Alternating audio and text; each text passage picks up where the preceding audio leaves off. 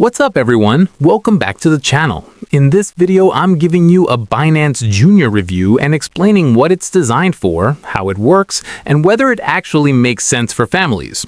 Binance Junior is a product created for kids and teenagers, usually under 18, and it works as a sub-account linked to a parent or guardian's main Binance account.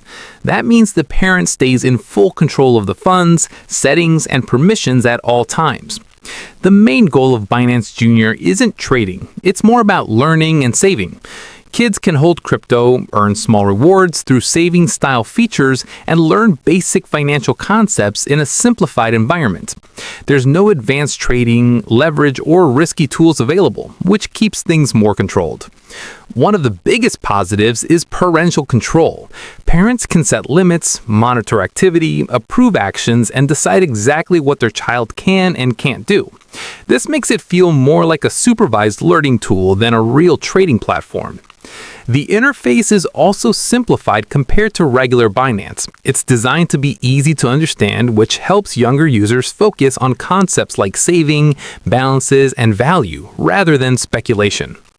That said, Binance Junior isn't for everyone. Some parents may feel that introducing crypto at a young age isn't necessary, even with restrictions. Others might prefer to teach financial basics using traditional tools before bringing digital assets into the picture. Another thing to keep in mind is that features and availability can vary depending on your country and local regulations, so not every account will have the same options.